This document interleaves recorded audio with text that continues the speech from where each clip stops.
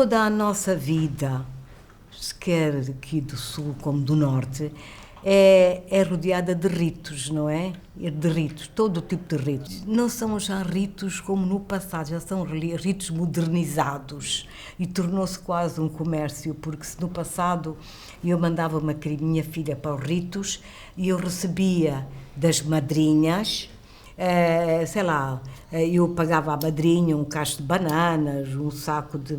Hoje o ritos é quase comercializado, então a madrinha exige dinheiro vivo, que pode estender a muito para aquelas famílias. E também no passado os ritos eram só 3, 4 dias, hoje são 3 semanas.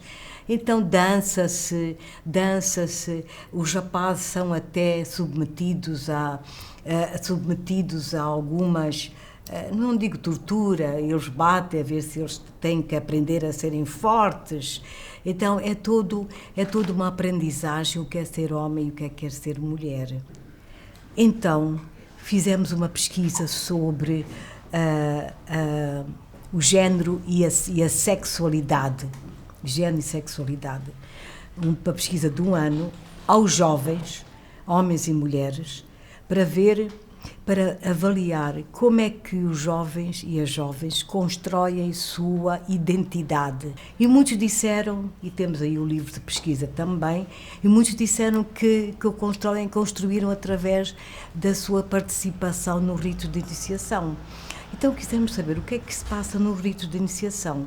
Não foi fácil, porque quem é submetido ao rito não pode falar, porque senão morre imediatamente. Então há um mito do secretismo, de não se dizer. Talvez rapidamente dizer que nos ritos há 3 aspectos principais que se aprende. Primeiro, os papéis tradicionais de homens e mulheres. O que é ser mulher, o que é ser homem, os seus papéis. A mulher tem que ser a dona de casa, cuidar dos filhos, das pessoas idosas, blá, blá, blá. E o outro aspecto é a subordinação da mulher.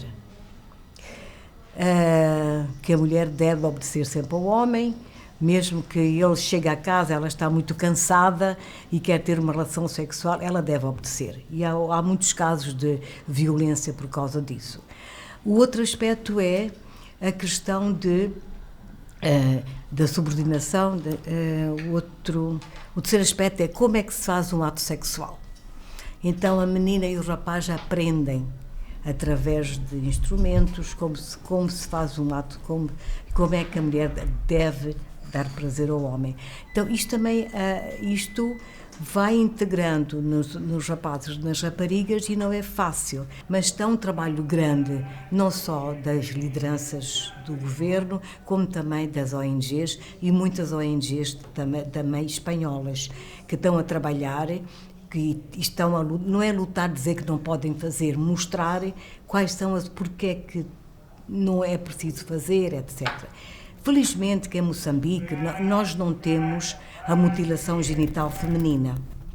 A mutilação genital feminina é um ritual que se pratica mais na África do Norte, e não só. Quando os imigrantes que vão para a Europa também praticam às escondidas. Conheço bem de Portugal. Então, segundo... E quando é da puberdade, corta-se a excisão do clitóris para a mulher não ter o prazer de um ato sexual. Portanto, a mulher, aí começa logo a violência contra a mulher.